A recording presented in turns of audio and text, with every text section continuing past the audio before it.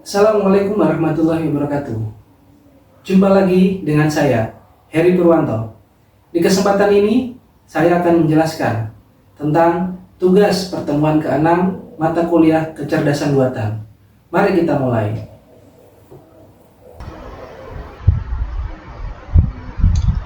Di kesempatan ini, saya akan menerangkan tentang mata kuliah kecerdasan buatan dengan judul atau tema pembahasan adalah AI Search dan AI QRR. Dengan saya sendiri, nama Heri Purwanto, NIM 4152511.005, dengan dosen pengampu Ibu Dwi Anindiani R, STMTI. Latar belakang.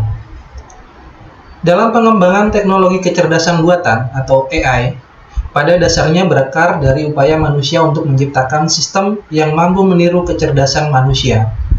Tujuan utamanya adalah agar mesin tidak hanya mampu menjalankan instruksi statis, tapi juga mampu beradaptasi dan menyelesaikan masalah secara mandiri. Dalam perjalanan terdapat dua pilar utama yang menjadi fondasi cara kerja AI. Yang pertama adalah strategi pencarian atau search. Fokus utamanya adalah pada proses mencari solusi terbaik dari berbagai kemungkinan yang ada melalui algoritma tertentu. Dan yang kedua adalah representasi pengetahuan dan penalaran atau knowledge representation and reasoning atau biasa disingkat KRR. Ini adalah komponen yang memungkinkan sistem untuk tidak hanya mengolah informasi data, tetapi juga memahami dan menalar informasi tersebut untuk menghasilkan keputusan yang logis dan terstruktur.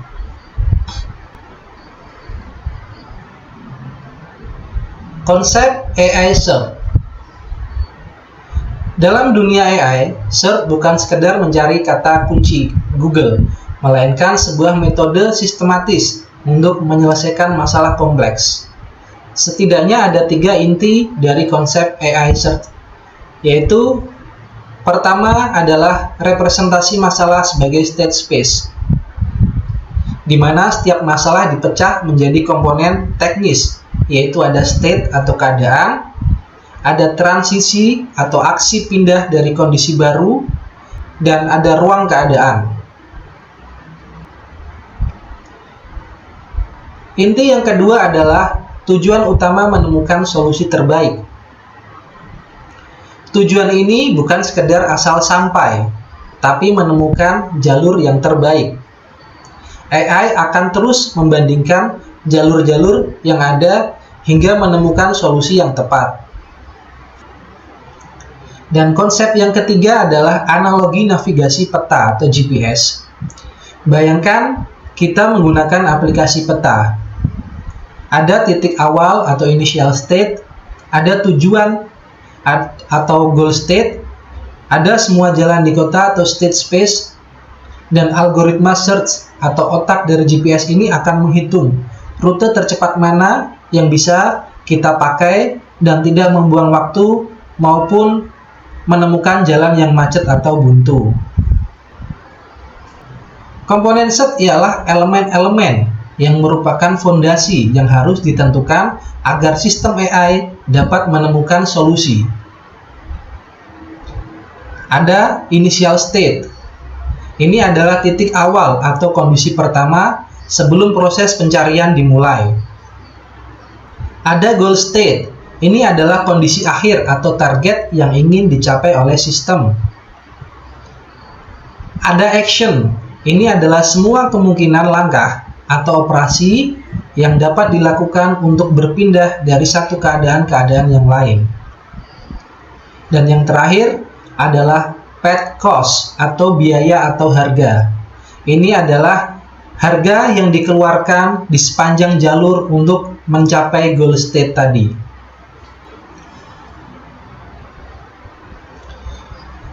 Berikutnya adalah uninformed search. Uninformed search atau sering disebut Blind search adalah algoritma pencarian dalam kecerdasan buatan yang bekerja tanpa memiliki informasi tambahan atau tanpa heuristik mengenai seberapa jauh posisi saat ini dengan goal state atau tujuan. Contoh algoritma uninformed search ialah salah satunya adalah DFS atau Depth First Search. Ini adalah mencari mendalam. Algoritma ini menelusuri satu cabang hingga titik terdalam sebelum kembali ke atas. Yang kedua ada BFS atau Breadth First Search. Ini mencari secara melebar. Algoritma ini memeriksa semua cabang pada level yang sama sebelum turun ke level berikutnya. Dan yang ketiga atau yang terakhir ada UCS atau Uniform Cost Search. Ini adalah modifikasi dari BFS yang fokus pada jalur dengan biaya atau path cost yang rendah, bukan sekedar jumlah dari langkah. Informed Search. Informed Search juga dikenal sebagai heuristic search. Karena apa? Karena algoritma ini adalah algoritma pencarian yang menggunakan informasi tambahan di luar definisi masalah untuk membantu menemukan solusi secara lebih efisien dibandingkan pencarian buta atau blind search atau uninformed search. Algoritmanya contohnya adalah greedy search, ada A-star search, dan ada grab search.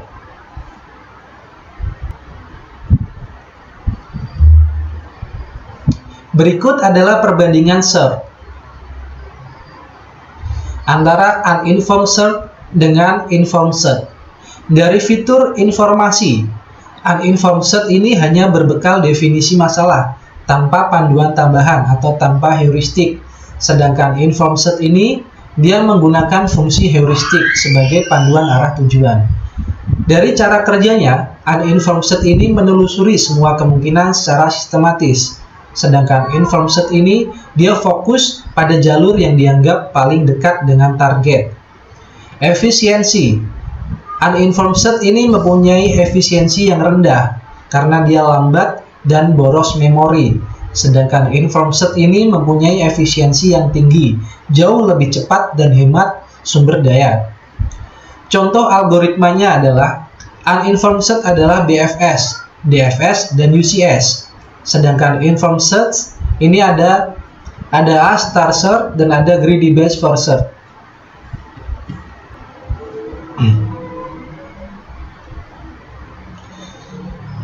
Aplikasi search atau implementasi dalam kehidupan sehari-hari. Ada penggunaannya pada sistem navigasi dan GPS. Ini menggunakan variasi algoritma A-star search. Ada permainan atau game AI. Ada robotik. Ada penjadwalan otomatis, misalnya untuk jadwal penerbangan, untuk pembagian tugas karyawan, atau optimasi logistik, dan lain-lain. Serta yang terakhir adalah pemecahan masalah yang kompleks, misalnya seperti teka-teki pada Sudoku, pada Rubik's Cube, hingga pencarian struktur kimia untuk penemuan obat baru. Berikutnya kita akan membahas tentang KRR atau kepanjangan dari Knowledge, Representation, and Reasoning. KRR atau representasi pengetahuan dan penalaran ini adalah bidang dalam AI yang fokus pada cara menyajikan informasi tentang dunia dalam bentuk yang dapat dimengerti oleh komputer dan cara menggunakan informasi tersebut untuk menarik kesimpulan atau membuat keputusan atau penalaran.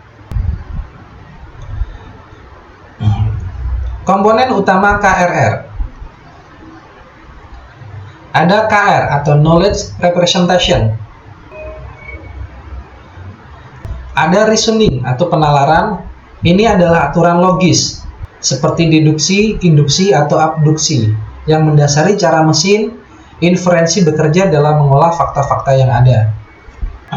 Dan berikutnya ada inference engine atau mesin inferensi. Ini adalah salah satu komponen yang bertugas untuk melakukan penalaran dengan memproses informasi di dalam knowledge base untuk menarik kesimpulan baru atau menjawab pertanyaan pengguna. Jenis representasi.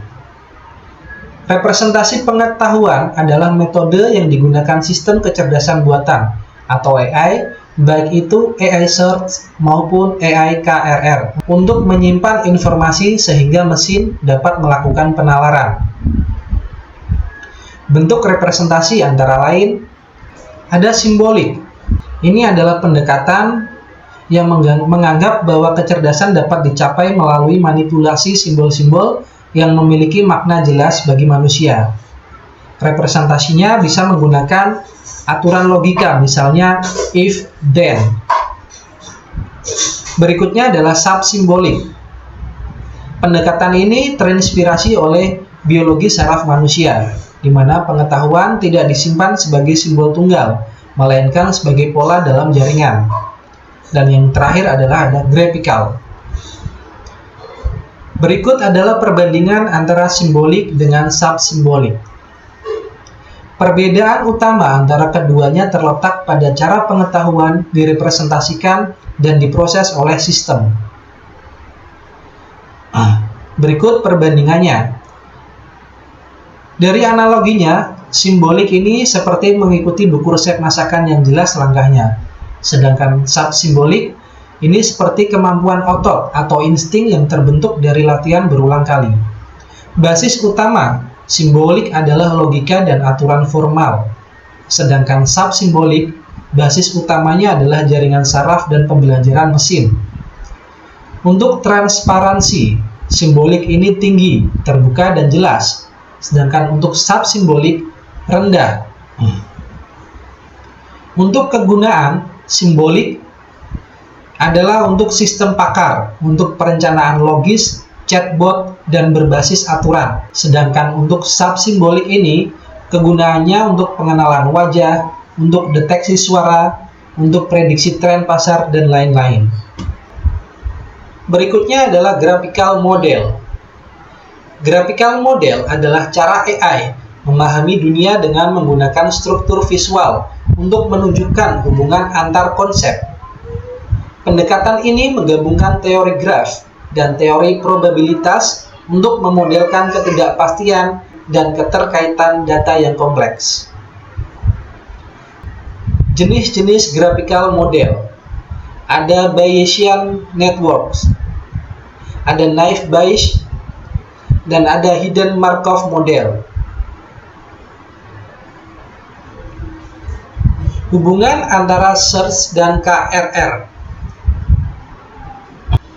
Dalam sistem kecerdasan buatan, AI search dan KRR atau knowledge representation dan reasoning adalah dua komponen fundamental yang bekerja bersama secara sinergis. Search memiliki tugas utama untuk mencari solusi, sedangkan KRR fokus pada kemampuan sistem untuk memahami dan menalar. Poin-poin utama hubungan keduanya. Pertama, KRR ini sebagai fondasi dan search sebagai mekanisme solusi. Kaitan dalam pemecahan masalah, sinergi dalam teknik heuristik, dan yang terakhir, peran dalam sistem pakar dan AI modern.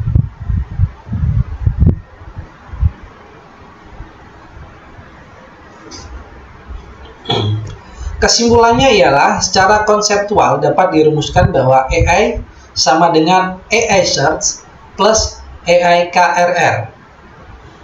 Pengembangan AI menggunakan berbagai pendekatan, mulai dari simbolik, subsimbolik, hingga probabilistik. Implementasi nyata dari teknologi ini juga diaplikasikan secara luas dalam pembuatan chatbot, teknologi robot, dan berbagai sistem kecerdasan lainnya.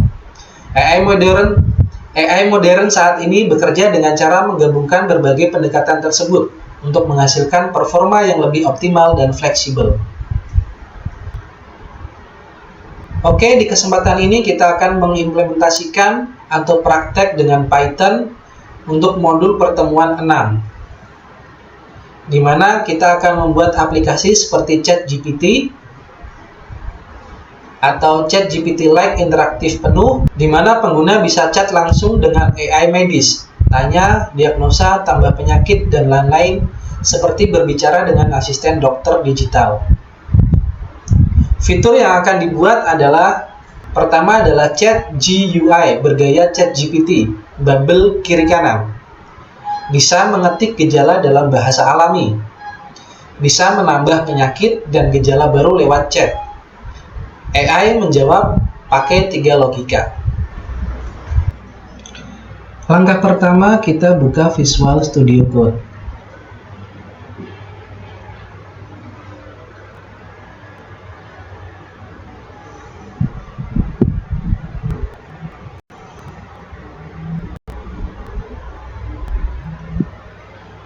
Kita klik File, kita pilih Open Folder.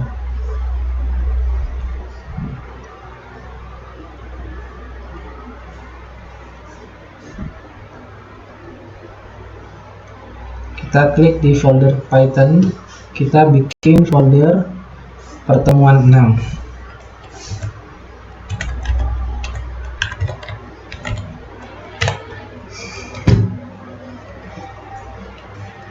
Oke, kita select folder pertemuan 6.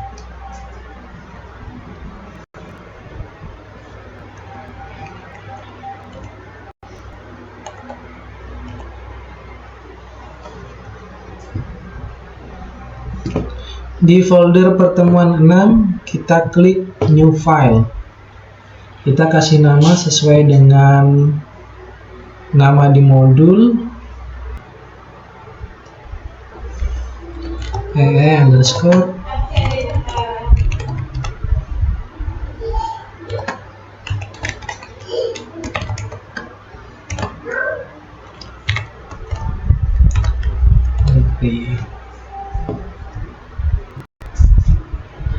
Oke, karena di sini sudah saya install untuk library-nya dan untuk kode programnya juga sudah saya tulis ulang dari modul, jadi sekarang kita tinggal copy paste untuk kode programnya. Kita paste di sini. Oke, kita run code.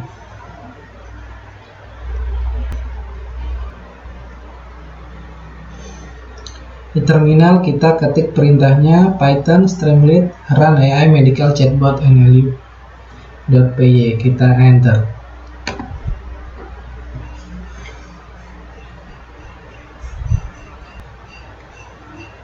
Oke, ini streamlit langsung membaca browser, di mana browser saya sudah login dengan email saya stadenmercubuana.s. Oke, tampilannya adalah seperti ini, AI medical chatbot. Oke, kita ketik sesuai dengan modul. Saya demam 3 hari dan batuk kering, suhu 38,5. Kita enter. Oke, berdasarkan gejala demam, batuk, kemungkinan flu, cocok 2/4, deteksi suhu 38, durasi hari. Oke, penyakit sehat 1, probabilitas flu 0, diabetes. Oke, ini sudah sesuai dengan modul ya. Oke, ini kita close. Oke, ini di VS Code-nya sudah sesuai. Kita file, kita save, kita delete untuk namanya, kita close.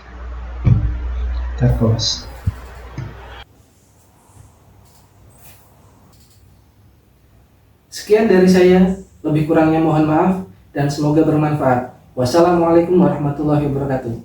Sampai jumpa.